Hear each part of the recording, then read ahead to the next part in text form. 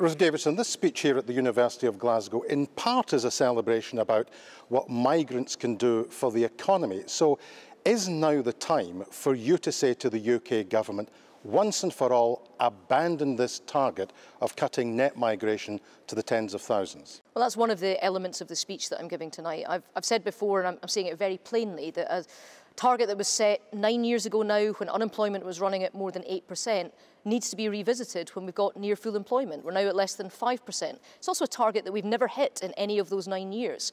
And what I'm also saying, because this is a university and because this is another thing that I believe passionately about, is let's take students out of those numbers. Even the members of the public, even people who have concerns, legitimate concerns about immigration that deserve to be discussed and discussed in a mature manner, don't see students as part of that overall immigration figure. So let's take them out.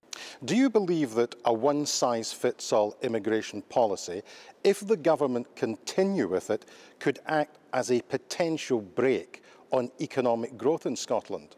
Well, what we see is we're already not getting our share, if you like, in Scotland. Now, I think that there's a link between the fact that we have the highest taxes in any part of the UK, and we only get 5.5% of overseas migrants to the UK come to Scotland, where Scotland has a third of the landmass and 8.3% of the population. How do you fix that?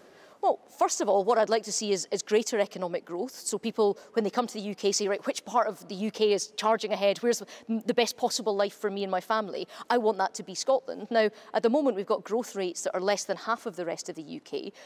The own figures that are put forward by the Scottish Government say that economic growth will be less than 1% per year for the next 4 years. That's the lowest growth rate since the Second World War. So I think we do need an economic stimulus, which is not about having us as the highest tax part of the UK. I absolutely get that point, but what changes do you have to make to the existing immigration system, the existing visa system now, that would actually help grow the Scottish economy? Well, one of the things that I'm talking about tonight in the speech is allowing people who are students and have come here, not only take them out of the numbers while they're students, but also have more routes for them staying longer after they've graduated. What's the break just now to keeping them? Well, there is already a visa system in place where there are applications that you can do, but when it comes to people working after they've graduated, there are restrictions that are in place. Now, I think that those should be reviewed, and I think they should be reviewed on a UK-wide basis. What specific restrictions? Well, we already see that there's no restrictions on the number of students at all, but when you graduate, depending on whether you want a Tier 2 visa or any of these other things, you know, there are limits to how many people are allowed to stay. So which ones need to be changed in order that the message which you have in this speech was that migration is a good thing, can benefit the Scottish economy, can help grow the Scottish economy? You've already alluded to different tiers of visas for people who are graduates. And my question is, what rule has to change now to change the situation?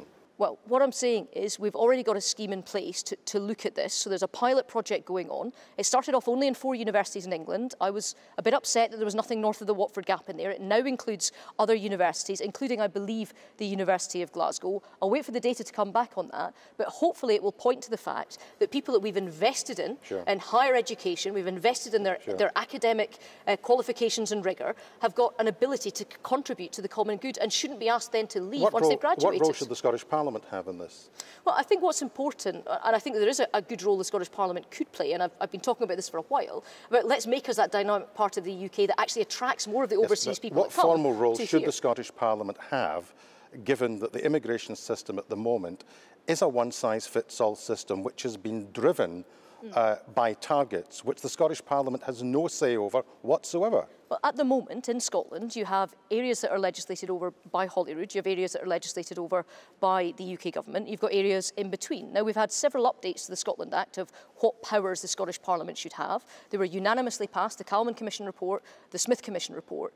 They all agreed that immigration should stay UK-wide for practical purposes as much as anything else. So in terms of where primarily this has to change, it has to be at a UK government level. And that's one of the reasons why I'm talking so strongly to my UK government colleagues tonight. OK, let's move on to health and quote directly from the speech, because you're talking in this speech about the challenges that the National Health Service will have, and they were underlined only last week when the IFS was saying that there is always a sense in which politicians are behind the curve in identifying the amount of resources that the NHS requires. You say, and I quote, the UK government has a choice to make, and if that choice is between extra spending on the NHS or introducing further tax breaks beyond those already promised, I choose the NHS. Yes. Why?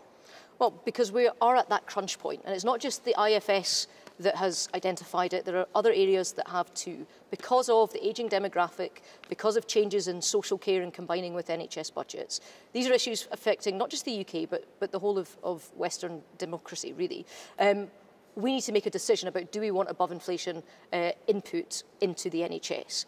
I think we do. We've also seen, from people across the UK, we've seen an acknowledgement that if they are asked to put in extra money, and if they can see that money goes directly to hospitals and GP surgeries, it doesn't go into some general pot of taxation, then they are willing to look at that. But they've got to see the link. And I think that's important, because if we change this UK-wide, this will have huge knock-on effects for Scotland. Absolutely. And my issue is the UK government, so since the Tories came to power in 2010, the extra investment into health, it's gone up by 11% health spending in England. In Scotland, it's only gone up by 5.4%, less than half. So we need to make sure that if this does happen, and I'm urging my colleagues to do it, that every penny that comes from this policy to Scotland goes straight into the NHS. But again, given that you've absolutely crystallised the issue here, this is precisely what the Institute for Fiscal Studies were crystallising last week as well. Your judgment is, if it's the NHS or further tax cuts, you're with the NHS. But surely there is an inexorable logic that if the National Health Service comes back and says, we still need yet more resources, what prevents you from saying, you know what, I'm going to be a Conservative politician who's going to go out and argue for higher taxes for the NHS if that's what it requires? We know that we've lowered the tax burden on people right across the country, and I think it was right to do so. So it used to be you only got your first sort of £5,500 of your earnings before you started paying tax. We've taken thousands of people out of tax altogether. We've reduced taxes for thousands more. And we said that we would take that to the £12,500 level. Understood, but that wasn't my question. Why can't you as a Conservative leader say, this is what we've done in terms of the tax cutting agenda, because we understand the pressure that families were under, but I don't want any more tax cuts if the choice is between lower taxes and money for the National Health Service. My question to you is quite simple. Why can't you be a Conservative leader that goes a little further, that if the judgment is that the National Health Service needs more resources, you'll be prepared to argue for tax increases? Well, the question at the moment, and the question that's being discussed at government and has begun to come into the public realm, and this is why I'm putting my view on show in this platform that I've got tonight, is whether this should happen at all, this extra above inflation investment for the long term. You wouldn't say no to higher taxes for the Prime NHS, Minister, would you? Let me finish, and I'll explain all of this, Bernard. And the Prime Minister has said, and this is quite important. I know, because you're going to explain it in a way not to answer it. No, I'm not. And what I'm going to say is... You could actually countenance higher taxes for the NHS. Let me get the answer out, and we'll all have a listen. So the Prime Minister said she wants 10 years of investment. Now, this has never happened in the UK before. The NHS has never known what it's going to have 10 years from now. This is a really important shift and change. Now, if the decision is made to have these above inflation inputs, even above what's already gone in, understood. There are different ways to pay for that. So my point today is, let's have it. I'm being absolutely clear about that.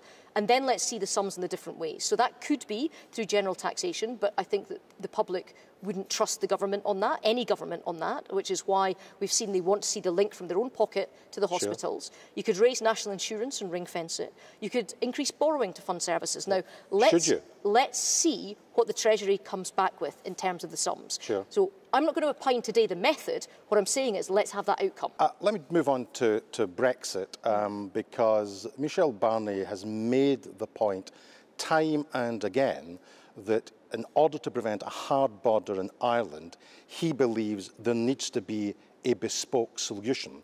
Can you be clear that if there is a bespoke solution for Northern Ireland, that solution should be available for Scotland as well? What I've said, and I said it really clearly before Christmas when this really first came to light, is I've got two principles on this. One, there should not be a hard border in Northern Ireland. We need to have the flow of goods and people and services.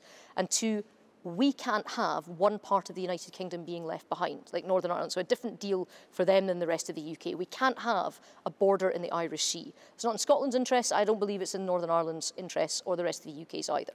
So whatever the deal is for Northern Ireland, it has to be for the whole of the UK. And I went further to say that even if that means closer regulatory alignment with the EU, then so be it. We should be comfortable with that, because Britain helped write most of those regulations. And the Prime Minister understands that if she signs up to she knows my position. bespoke solution for Northern Ireland, and it ain't available for Scotland. You'll be the first to criticise her. Well, she knows that I'm always robust and speak my mind, yes. OK, let me ask you finally, you haven't changed your name, have you?